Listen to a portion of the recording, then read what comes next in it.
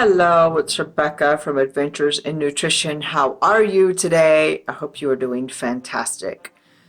Now, if you think that I sound a little weird, maybe I do, but maybe it has something to do with this gaping hole in the side of my mouth. I had a tooth extraction yesterday, so I am well aware of how the tongue fills that space when I'm talking. It definitely feels really weird, so I hope that you can bear with me.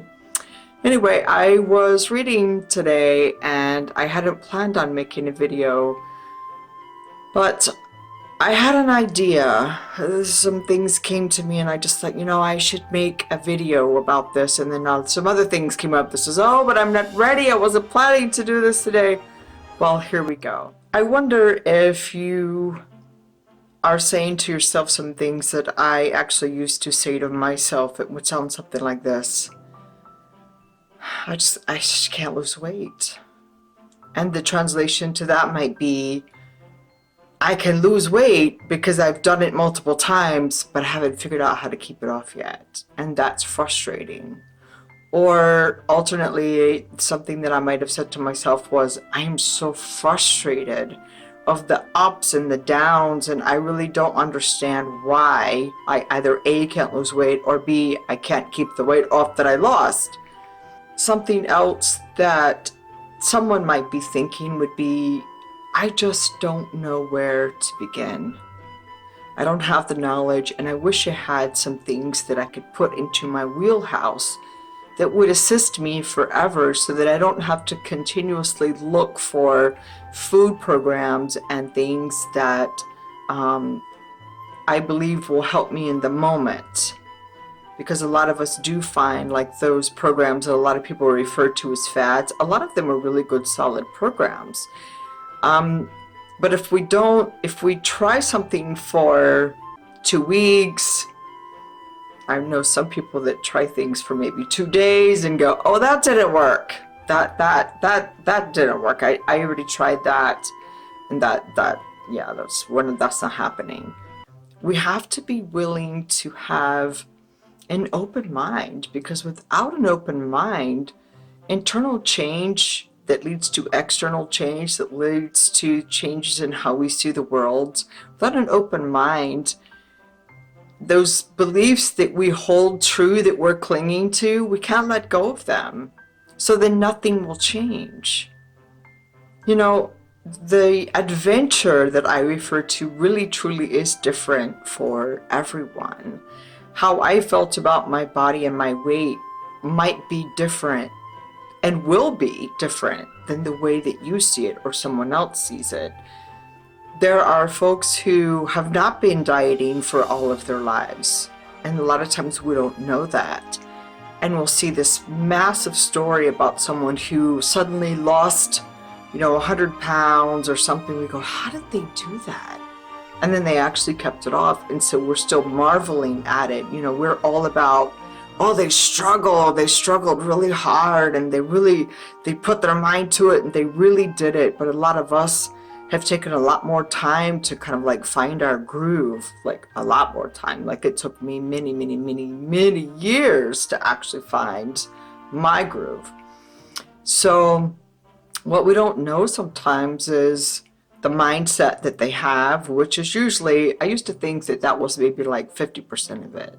And then I thought maybe it's 60, 65. Now I'm almost convinced that it's probably closer to 80% of this entire adventure that we want to embark upon. Mindset, how you feel about yourself, the thought patterns that you have is probably 80% of any success in any area of your life.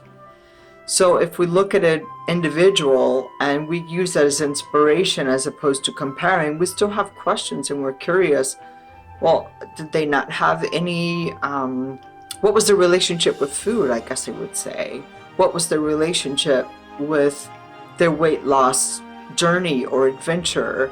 Had they tried multiple times? Because it's different for someone who's tried multiple times as to someone who gained weight in the last few years and then just decided one day, I'm going to lose the weight. They don't have all of those connections that are really strong and all of the resistance that a lot of us developed over time, where we're getting these messages that we are believing that says that we can't lose the weight, or we maybe can lose the weight, but we can't keep it off. And that's the messaging that we have to work through. You know, I've heard a lot of people say, oh, well, I can help people with intuitive eating. We should just learn how to eat intuitively. And this question was even posed in my master's degree in one of the classes. And I remember thinking to myself, when I was on my weight loss adventure, I was a long way away from eating intuitively, that from trusting my body, that my body knows what it needs. Like, I literally did need, you know, if you had the almond packs and they were divided up, this is 100 calories for this small pack of almonds. That, aside from a caloric value, that really meant nothing to me. I would have eaten 2 or 3. And maybe it was because I needed to eat a meal, or maybe the 2 or 3 packages were fine. I'm not here to judge myself then. But we also know that almonds are calorically dense. And I'm not trying to defy the law of thermodynamics here by saying, oh, well, if you could think your way thin. That's not what this is about. This really is about re-engineering your thought processes, opening up your mind to the possibilities of what could be. Stop looking so much as to what you see, what is in the current moment, and realize that there are other ways to get there. You know better than anyone. You know your body, you know where you currently are, you know where you have been. And we have to look at it like there are really no mistakes. It's a learning process. So I think maybe that's the biggest takeaway that I really think is what I want to communicate in this video to you, is be open to the possibilities, that there's more than one way to get there. There are some things that you have to incorporate. For something like mindless eating, you have to believe that you can first. If you were like me and you're like, oh, that's just hogwash, that's like intuitively, okay, what does that mean? That means I didn't trust myself enough to know what my body needed. And that's okay. It's where I was then. There's nothing wrong with that. It's different now for me. But it took a while, and it could take you a while to build up to that point to where you can trust your body. And then not beat yourself up if you feel like you let yourself down. We have to really get lighter about life, and I'm speaking to myself there because I have really tried to figure out how to incorporate humor and see things in a different perspective. You know, I mentioned in another video that in my 20s, this is where this question began. And as I've been on this path, on this trajectory, that question is morphed into not just how can I lose weight, but it's been morphed into how can I keep the weight off that I lost? And I know I couldn't be the only person asking that question.